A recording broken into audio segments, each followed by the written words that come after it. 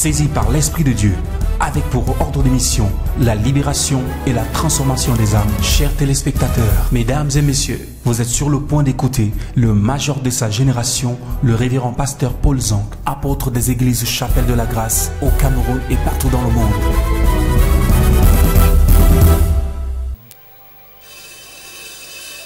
Toi qui es connecté, pendant ce temps, tu peux inviter quelqu'un.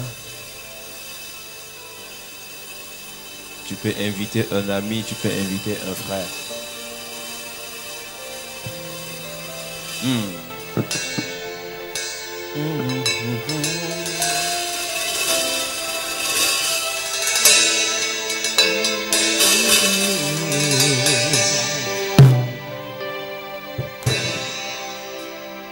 Yes, you are the Lord. Most High. Yes, you are the Lord. Most High. Yes, you are the Lord. Most High. Yes, you are the Lord.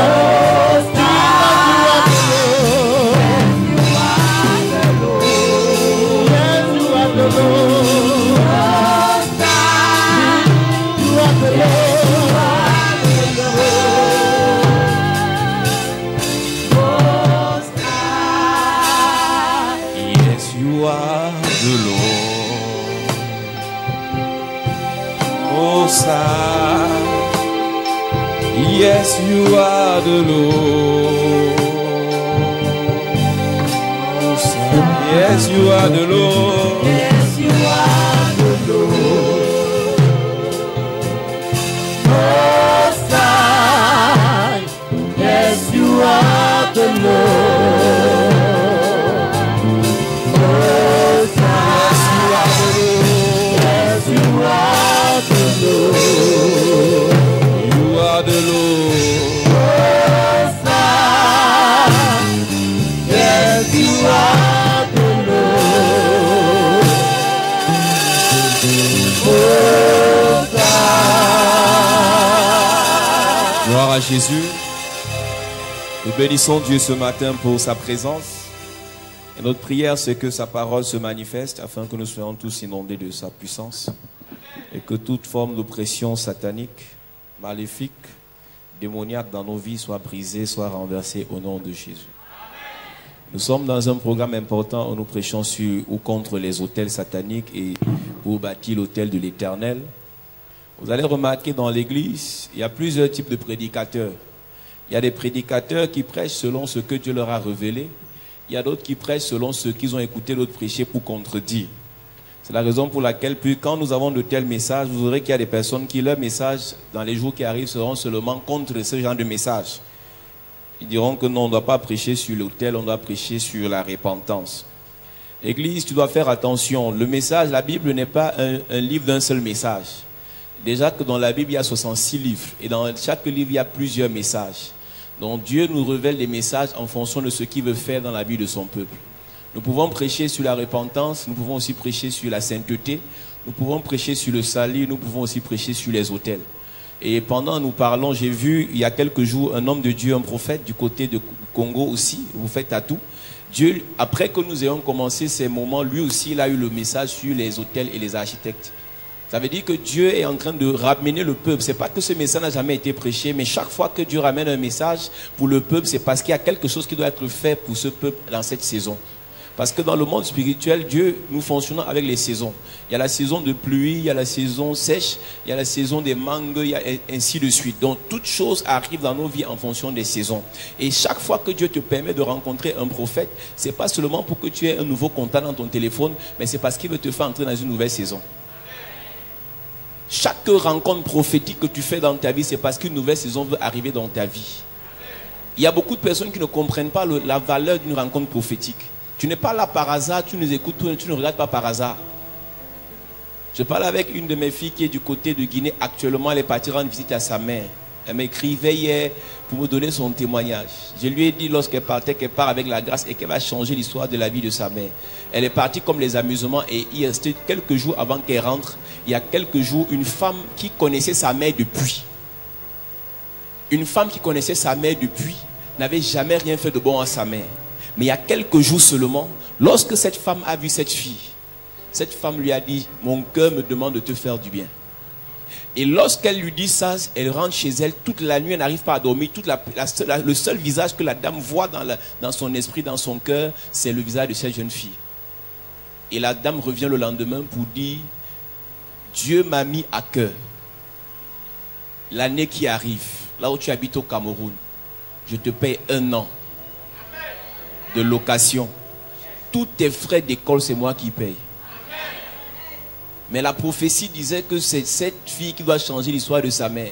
La femme qui n'avait pas fait du bien à sa mère depuis qu'elle se connaissait, se retourne vers sa mère et lui dit « Le travail que tu fais là dans ce salon de coiffure, tu l'arrêtes et tu viens travailler dans mon hôpital. » Seulement à cause de la présence de sa fille à côté d'elle. Et la fille était venue avec une grâce spéciale. J'ai envie d'annoncer à quelqu'un cette semaine. Parce que tu as mis tes pieds ici, parce que tu écoutes ces moments. Yes. Je prophétise par l'onction de Dieu. Yes. Une nouvelle saison de bonnes rencontres au nom de Jésus. Amen. Je dis une nouvelle saison de meilleures rencontres au nom de Jésus. Amen. Là où tu jurais seulement blocage, là où ça ne marchait pas, ça n'avançait pas, je prophétise par l'onction de Dieu. Yes. Par la puissance prophétique qui agit en ce lieu. Yes. À partir de maintenant, tu entres dans une nouvelle saison au nom de Jésus. Amen. Je dis tu entres dans une bonne saison au nom de Jésus. Amen. La saison des pleurs s'arrête.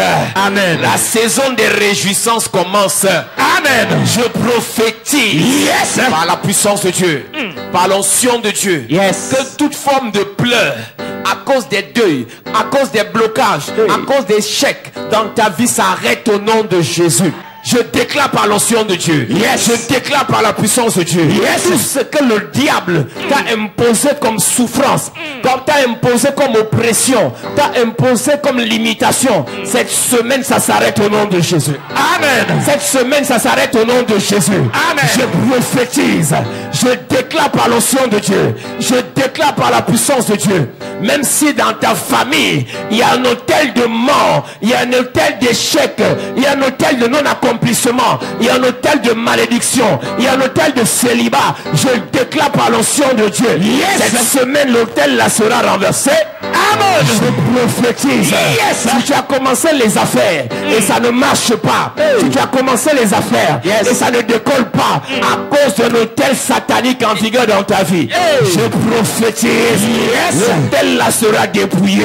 Amen. L'hôtel là sera paralysé. Amen. L'hôtel là sera neutralisé. Amen. Je déclare par l'onction de Dieu. Yes. Les gens qui devaient te faire de bien depuis et qui ont changé d'avis à cause d'un hôtel qui a endurci leur cœur, je prophétise. Yes. Cette semaine, Yes. l'autel de l'Éternel va adoucir leur cœur au nom de Jésus. Amen. Je parle à quelqu'un ce matin. Yes. Ton téléphone sonnera. Amen. Cette semaine qui commence, Yes. on t'enverra l'argent que tu as demandé depuis. Amen. L'argent que tu attendais depuis, on va te donner cet argent.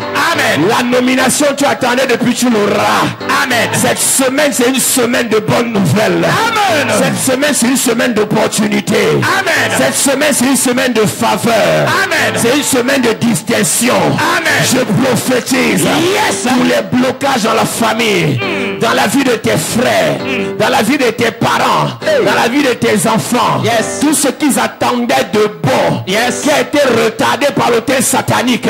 Je prophétise. Yes. Cette semaine, ça va arriver. Amen. Oh, j'entends pas la main de quelqu'un. Amen. Je dis cette semaine, ça va se passer. Amen. Je déclare par l'onction de Dieu. Je déclare par la puissance de Dieu. Yes. Tout ce qui vous a fait pleurer, les mêmes choses qui vous ont fait pleurer, vont vous faire sourire au nom de Jésus. Amen. Je vois le sourire dans la famille. Amen. Je vois les célébrations dans ta famille. Amen. Non, dis-moi bon amen s'il te plaît. Amen. Assieds-toi, église. Une soeur qui me disait hier, elle est du côté de l'Europe. Elle dit, ça fait moins d'un mois qu'elle a commencé à suivre. Le cadre de séjour qui devait sortir depuis, on avait prophétisé dans sa vie qu'on devait la rapatrier. Parce qu'elle n'avait pas accepté d'aller dans les fétiches, les marabouts de sa mère. Elle a commencé à suivre nos directs et les prières. Ça fait moins d'un mois, sa carte de séjour est sortie. Si tu es un membre de ta famille qui est en Europe, il est bloqué, il n'a pas les papiers. Il est bloqué, mariage, et cherche, elle ne trouve pas. Je prophétise par l'onction de Dieu. Yes. Pendant que tu lèves ta main ce matin, pour tous les membres de ta famille qui sont bloqués en Europe, en Occident, pour travail, pour voyage, pour mariage, pour élévation, je prophétise. Yes. Cette semaine, la bonne nouvelle arrive dans sa vie au nom de Jésus.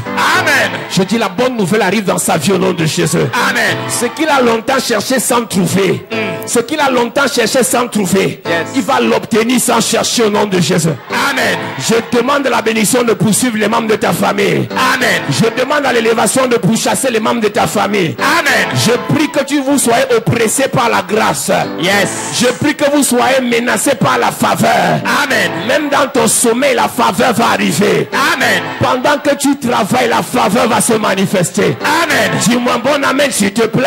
Amen. Donc nous étions en train de dire qu'il y a des gens qui te diront non, on n'a plus besoin d'enseigner sur les autels, on a besoin d'enseigner sur le ciel. Nous enseignons sur les autels, s'ils ne veulent plus, laisse.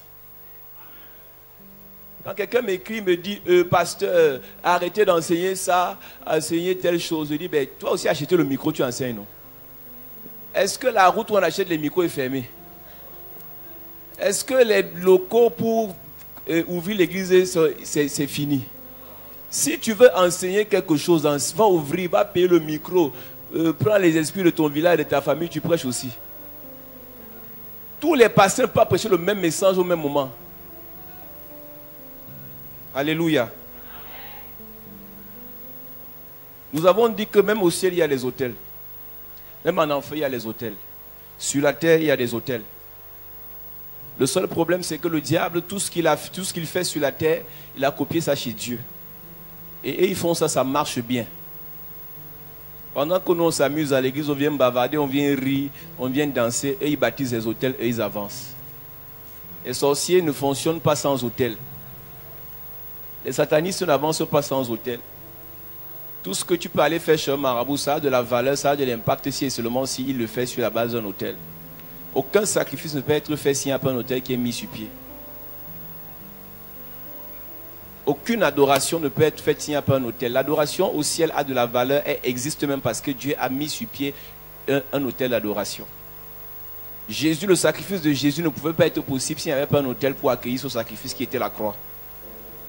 Tout ce que tu veux offrir à Dieu, tu dois le faire sur la base des autels. Et nous avons dit, Église, que dans l'Église, il y a plusieurs types de sacrifices. Le premier sacrifice qui fait de nous ce que nous sommes, c'est le sacrifice de Jésus, qui a été fait sur la base de l'autel qui est la croix. Le deuxième sacrifice qui est en vigueur dans l'Église, c'est le sacrifice de notre cœur que nous offrons à Jésus. Le troisième sacrifice, c'est le sacrifice de notre corps, selon Romains chapitre 12, offre ton corps en sacrifice. Et le quatrième sacrifice, c'est le sacrifice matériel et financier. Tous ceux qui veulent avancer dans la vie, que ce soit pour prospérer, que ce soit pour réussir. Vous savez, il y a plusieurs types de chrétiens. C'est pour ça que je suis désolé, on n'est pas pareil. On peut être tous appelés chrétiens, mais on n'a pas les mêmes objectifs. Il y a des chrétiens qui sont nés de nouveau pour aller directement au ciel. Mais il y a d'autres chrétiens qui sont nés de nouveau pour, avant d'aller au ciel, pour prospérer sur la terre. Toute personne qui est née de nouveau seulement et exclusivement pour aller au ciel a besoin exclusivement de se connecter sur la croix de Jésus et ça, c'est bon pour lui. Donc on n'a pas les mêmes problèmes, on n'est pas obligé d'écouter les mêmes messages. Donc quand tu verras quelqu'un en route, un autre chrétien comme toi qui va dans une autre église, qui te dira non, seulement le salut ça me suffit. Il ne sait même pas d'abord ce que veut dire salut. Dans le salut il y a bénédiction. Dans le salut il y a délivrance. Dans le salut il y a élévation. Dans le salut il y a protection. Dans le salut il y a guérison. Le salut c'est un mélange de toutes ces choses. Alléluia. Et nous avons dit que c'est sur la base de ces autels-là que le monde fonctionne. L'autel est la porte d'entrée du règne spirituel dans le monde physique. C'est l'autel qui donne l'autorisation au monde spirituel d'agir sur la terre dans le monde physique. Rien, aucun esprit, aucun démon ne peut agir dans le monde physique s'il n'y a pas d'autel.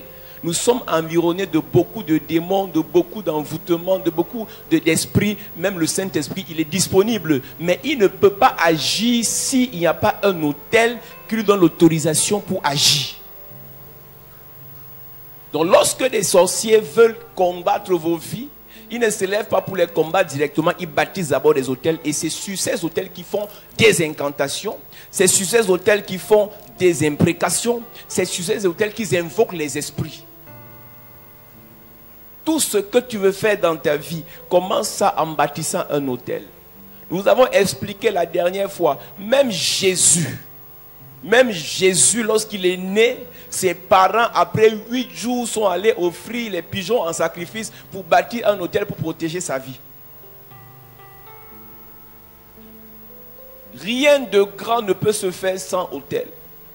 Et maintenant, il y a autel. Les autels ont les niveaux. Vous pouvez avoir la même requête. Vous êtes dans un lieu de service, vous deux, vous voulez être nommés. La différence entre toi et ton collègue, c'est que toi tu bavardes, toi tu ris, toi tu pries seulement. Mais lui, au-delà de ses incantations, lui bâtit des autels. C'est la raison pour laquelle vous verrez beaucoup de commerçants qui sont peut-être de l'Ouest. Chaque week-end, ils vont du côté de leur village pour aller alimenter leurs autels. Et c'est pour ça que les affaires vont marcher. Pendant ce temps, vos affaires sont bloquées. Église, l'heure est venue, nous devons nous réveiller et prendre au sérieux les choses spirituelles. L'Ancien Testament n'est pas un testament à négliger. Tout ce qui a été fait dans l'Ancien Testament qui a marché peut marcher dans le Nouveau Testament. Amen. Tout ce que les anciens, les patriarches ont fait et ça a marché, nous pouvons le faire, ça marche encore. Le seul problème, c'est d'avoir la révélation pour connaître comment ça se passe. La loi des autels n'a pas été instituée à l'heure de Moïse. Avant Moïse, les autels existaient. Le premier à bâtir un autel, c'était Noé.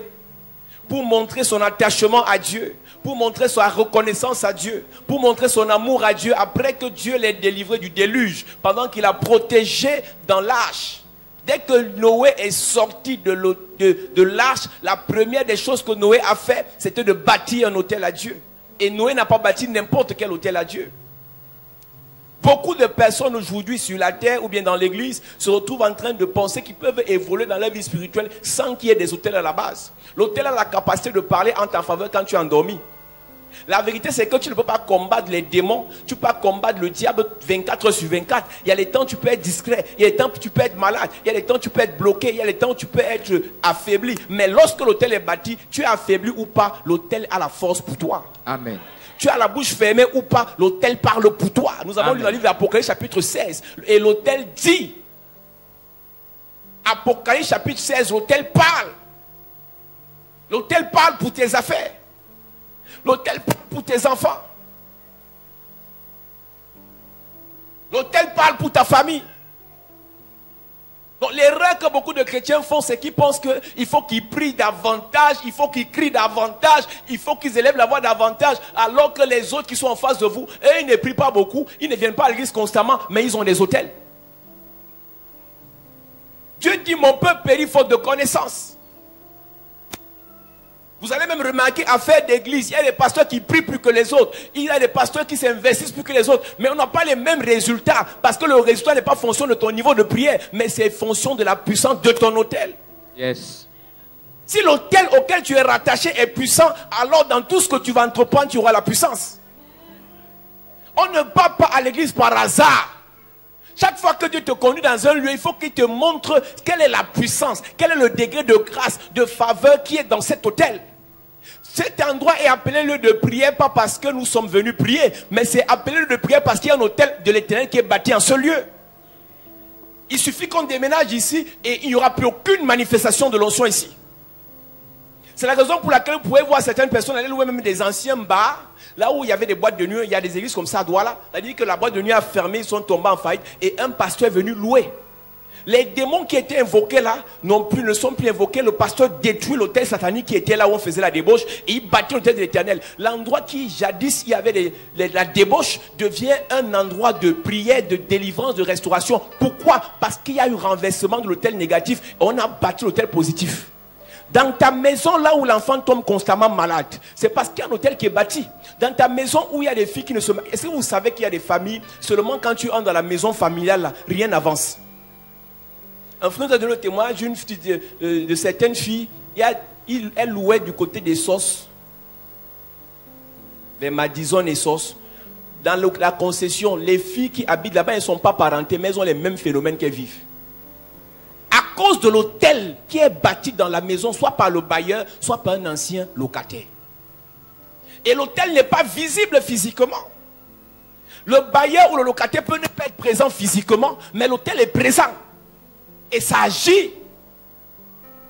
Tu pries, tu as l'impression que ça va aller. 2 jours après, ça recommence. C'est la raison pour laquelle nous vous avons dit, vous devez prier. Vous devez prier pour que Dieu vous révèle quels sont les hôtels bâtis dans vos vies.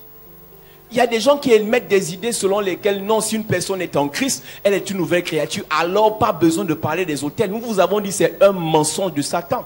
Parce que l'hôtel n'agit pas seulement dans le domaine de l'esprit, il agit dans le domaine de l'âme. Et l'âme est dans le sang. La nouvelle naissance ne purifie pas ton sang. Le sang que tu as est un sang qui vient de ton père et de ta mère. La nouvelle naissance régénère seulement ton esprit. Donc tu peux être né de nouveau, mais ton sang est toujours pollué par des informations de pauvreté, de blocage que tu as hérité de tes parents. Tu peux être né de nouveau aujourd'hui, église. Le sang que tu as est encore plus pollué davantage. Pourquoi? Parce que lorsque tu devenais adolescent, tu as couché avec un homme qui avait un sang de malédiction. La Bible dit que celui qui s'attache à une prostituée devient une même chair. Les mêmes hôtels qui criaient contre le gars avec qui tu as couché, ce sont les mêmes hôtels qui entrent en vigueur dans ta vie. Et j'aime toujours prendre cet exemple quand tu me diras que non, pasteur, j'ai seulement couché avec un seul gars. Donc moi, mon cas n'est pas grave. Mais ce que tu ne sais pas, c'est que le seul gars avec qui tu as couché a couché avec 50 filles. Donc les 50 hôtels ou bien plus de 50 hôtels qui sont en vigueur dans la vie du frère ou du monsieur, ce sont les mêmes hôtels qui entrent dans ta vie alors que tu n'as couché avec une seule personne. Donc au jour où nous sommes, à l'heure où nous parlons, tu ne dois pas seulement analyser les problèmes, les hôtels qui sont en vigueur dans ta famille maternelle ou paternelle, mais aussi dans la vie des gens avec qui tu as fréquenté, les gens avec qui tu as cheminé. Et on est allé plus loin en parlant même des tuteurs. Une seule témoignage est orpheline de père et de mère. Mais celui qui t'a nourri a le pouvoir sur toi. Celui qui t'a nourri son hôtel a le pouvoir sur ta vie. Tu peux avoir un oncle sataniste qui t'a payé l'école, que tu le veuilles ou pas. L'argent qu'il a utilisé, qui est sorti de son hôtel, a crié contre toi. C'est pour ça que lorsque les satanistes vous payent l'école, ou bien vous font certains biens, après ça se gâte. À cause de l'hôtel qui a produit cette puissance, ces finances, cette nomination. Donc l'heure n'est pas seulement à dire on est né de nouveau, alors on a seulement besoin du ciel. On a besoin de délivrance, parce que dans notre sens, c'est pas bon.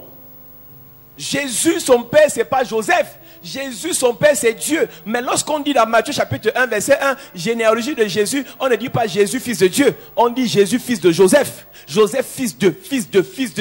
Alors que seulement Jésus n'était que fils adoptif de Joseph. Pourquoi est-ce que les choses de Joseph ont influencé la vie de Jésus? C'est parce que Jésus a mangé la nourriture de Joseph.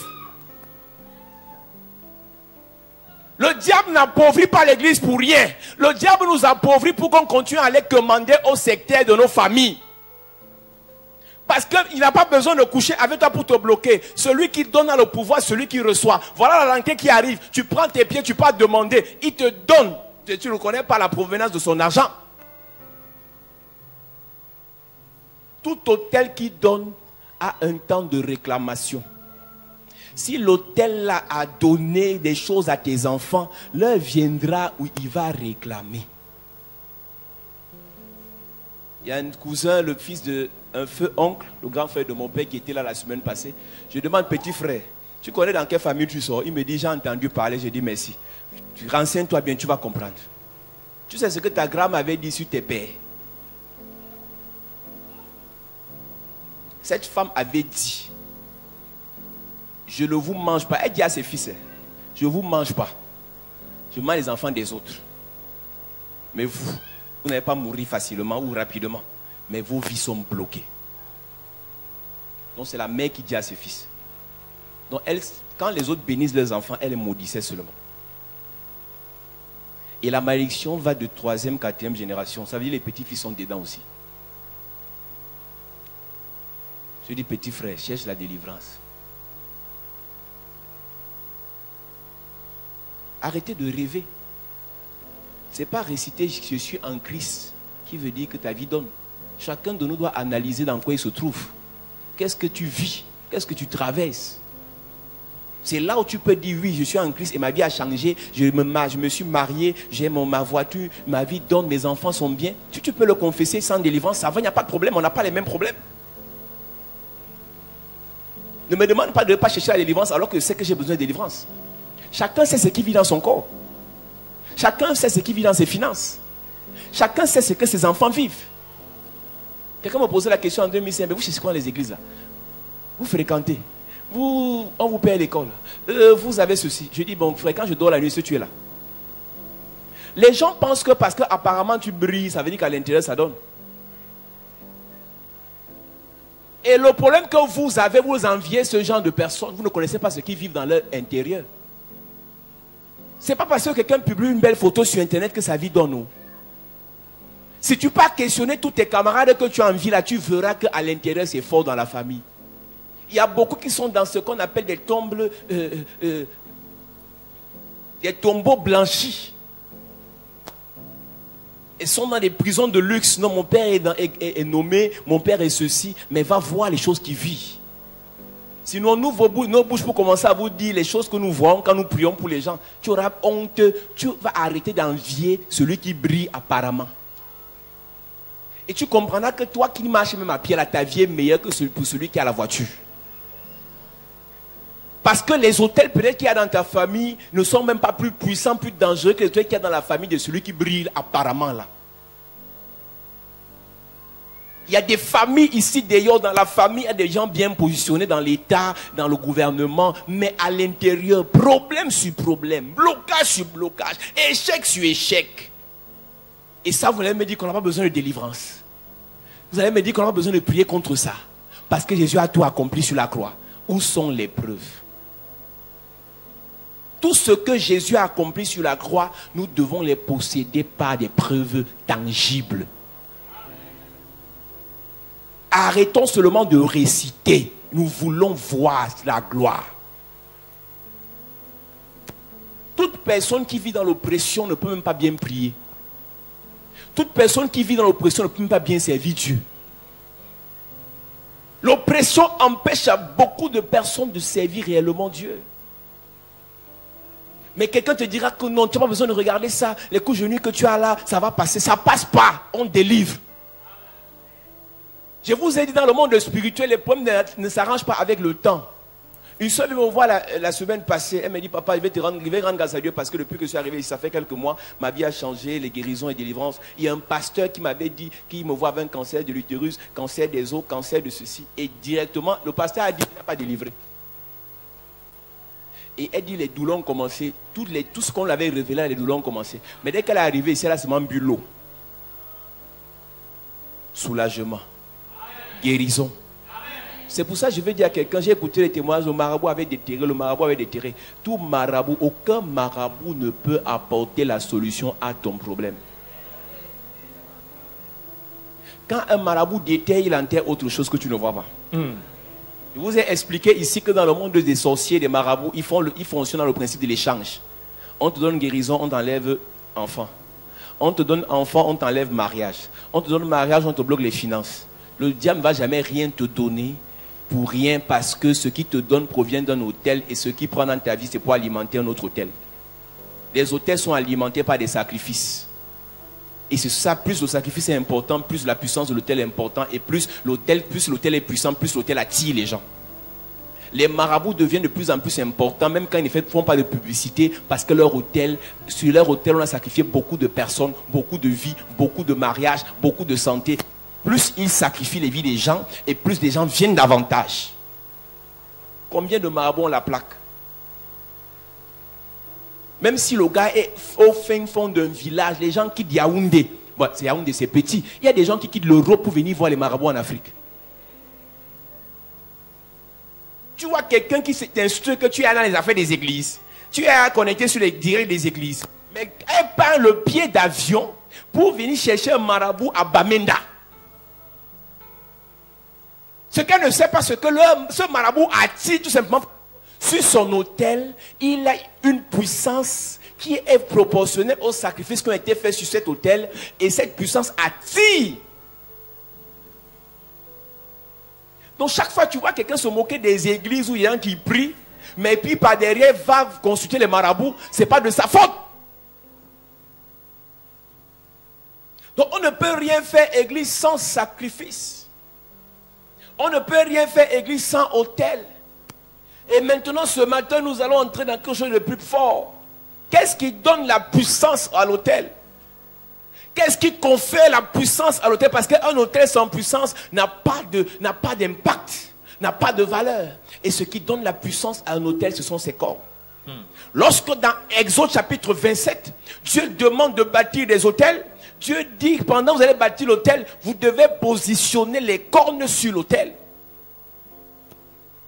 Tout autel bâti sans cornes ne peut t'apporter certaines solutions, mais ne peut pas t'apporter la puissance et le pouvoir. L'autel bâti sans cornes peut t'apporter certains exaucements, mais si tu n'as pas le pouvoir et la puissance, ce que Dieu t'a donné, le diable va finir par l'arracher. Le peuple de Dieu s'aimait et Dieu bénissait leurs semences, Dieu bénissait leurs récoltes, mais parce qu'ils n'avaient pas de cornes sur leur autel, les Madianites venaient arracher les récoltes. C'est la raison pour laquelle lorsque tu n'as pas la révélation du mystère des cornes, le diable peut te laisser aller à l'école, le diable peut te laisser avoir les diplômes, mais lorsqu'il va falloir que tu travailles, il prend ces diplômes et il les rend inutiles. Le diable peut te laisser avoir un fiancé et tu commences à l'entretenir, tu commences à changer sa vie par ta présence, mais parce que tu n'as pas l'onction, la puissance, la révélation des cornes, le diable, quand il va falloir que tu manges, viendra arracher.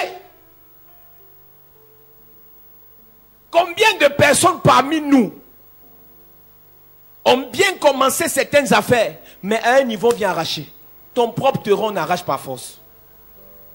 Une soeur est venue me voir, sa mère, pasteur, elle commence le ministère. Dieu l'a révélé depuis Boya. Elle commence le ministère. Elle introduit les gens à l'intérieur. Mais un jour, un frère qu'elle a élevé, ou un pasteur, c'est lui qui arrache son église. Parce qu'elle n'avait pas le ministère des cornes. On vous a menti que les cornes, c'est le diable, c'est pour le diable. Même Dieu connaît le mystère des cornes. Parce que qui dit corne dit pouvoir, qui dit corne dit puissance, qui dit corne dit force. On dit le lion est l'animal le plus dangereux de la forêt. Mais aucun lion ne peut attaquer un buffle face à face. Le buffle n'a pas les dents du lion, mais les cornes du buffle. Tout lion qui veut attaquer un buffle doit l'attaquer par derrière, à cause de la présence des cornes. Et plus vous reconnaissez que le diable a les cornes, et vous êtes sans cornes parce que vous êtes des agneaux, plus vous allez souffrir. On aura le temps cette semaine d'aller dans l'Apocalypse, vous allez voir, même au ciel. Même au ciel, il y a le mystère des cornes. Lorsque tu veux agir en termes de puissance, parce que le diable, nous l'avons dit, n'écoute qu'un seul langage, le langage de la force et de la puissance et du feu. Donc si on ne manifeste pas la puissance, si on ne manifeste pas la force de Dieu ou le feu, le diable s'en fout. Il s'en fout de ton adoration. Il t'en fout de tes prières s'il n'y a pas la puissance. Et qui dit puissance dit les cornes. Donc tout autel bâti sans les cornes est un autel impuissant.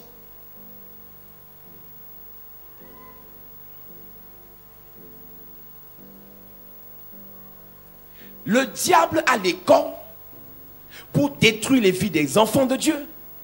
Dieu aussi a les cornes pour protéger les vies de ses enfants. Lorsque Dieu décide de bénir un de ses enfants, lorsque Dieu décide d'élever un de ses enfants, le diable ne laissera jamais cette personne tranquille. Lorsque la prophétie sort et qu'il est dit que c'est ton année de l'élévation, c'est ton mois de mariage, c'est tout ce que tu connais là, tu as vu dans la vision, dans les rêves, fais attention parce qu'il y a des cornes qui seront mis en exergue. Zacharie chapitre 1, verset 17. Église, ne t'amuse pas. Toutes les fois où tu es en train de posséder ce qui est censé te revenir, toutes les fois où tu es censé être levé, être délivré, être glorifié par ce que Dieu veut faire de ta vie, il y a toujours des cornes qui vont se lever. Et la seule chose qui peut te protéger, ce sont les cornes qui sont sur l'autel de l'Éternel dans ta vie. Parce que toi-même, tu ne peux pas t'en sortir, Église. Avant d'arriver dans l'affaire de cornes, le verset qui précède, qu'est-ce que Dieu dit? C'est pourquoi... C'est quel verset? À partir du verset 16. C'est pourquoi ainsi parle l'Éternel. Je reviens à Jérusalem avec compassion. Ma maison y sera rebâtie. Dieu dit, je reviens dans ta vie avec compassion. Ta vie, tes finances, tes projets, ton ministère sera rebâti. Et tu dis Amen. Tes enfants, leurs vies seront rebâties. Tu dis Amen. Amen. Tes affaires de voyage, le projet de voyage qui a échoué sera rebâti. Dis Amen. Amen. Tout ce qui a été corrompu à un moment donné sera rebâti. Dis Amen bien. Amen. Donc Dieu prend l'engagement de rebâtir ta vie. Yes. Dieu prend l'engagement de recommencer sur les anciennes ruines. Yes. Parce que la Bible dit que la gloire de la seconde maison sera plus grande que la première. Yes. Donc même si hier, ça n'a pas marché, hier tu as essayé, ça a chuté, Dieu lui-même prend l'engagement de rebâtir ta vie. Amen. Dieu lui-même prend l'engagement de restaurer ta santé. Amen. Même si c'est fibrome qui tournait dans le ventre, Dieu lui-même décide de faire sortir ça de ta vie. Amen. Non, je prophétise ce matin. Yes. Tout ce qui était détruit sera rebâti. Amen. Tout ce qui était détruit sera rebâti. Amen. Tout ce qui était démoli sera reconstruit. Amen. Ma Bible déclare, si l'Éternel ne bâtit, ceux qui bâtissent travaillent en vain. Mais la bonne nouvelle c'est quoi? C'est que Dieu lui-même décide de rebâtir ta vie. Amen. Si les hommes ont bâti, ça n'a pas marché. Si ta famille a bâti, ça n'a pas marché. Si toi-même avec ton intelligence tu as bâti, ça n'a pas marché. Avec ta beauté, ça n'a pas marché. Ce mariage, ces fiançailles, ce foyer sera rebâti par l'Éternel. Amen. Tous les Sambala, tous les Tobija, tous les moqueurs, tous les intrigants qui se sont levés seront confondus par l'action de Jéhovah. Amen. Je prophétise pour quelqu'un ce matin. Yes. Tout ce qui était détruit sera rebâti. Amen. À cette église. Mon premier est le salut. Mon second, la transformation. Mon troisième, la gloire. Mon tout est la chapelle de la grâce. Bienvenue à la chapelle de la grâce. Tu cherches un lieu de culte où le nom du Seigneur est invoqué en esprit et en vérité. Tu veux grandir dans ta foi selon la parole de Dieu. Tu es fatigué d'aller d'église en église. Tu recherches le miracle authentique au nom puissant de Jésus-Christ. Alors, bienvenue à la chapelle de la grâce. La chapelle de la grâce est un lieu de transformation de destinée au travers de la parole vivante. Viens adorer le Seigneur avec nous dans un cadre paisible et glorieux où la beauté et l'esprit ne font qu'un. Tout ceci au travers d'un homme qui a été mandaté et oint par le Seigneur Jésus-Christ pour changer ta destinée. Le major de sa génération, le révérend pasteur Paul Zang.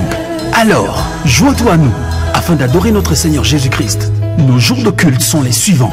Mercredi, culte d'enseignement et d'impact, 16h, 20h. Jeudi, culte de puissance et de délivrance, 16h, 20h. Vendredi, apothéose d'onction de délivrance et de guérison, 16h, 20h. Dimanche, grand culte de célébration, de louange et d'adoration, de 9h à 12h.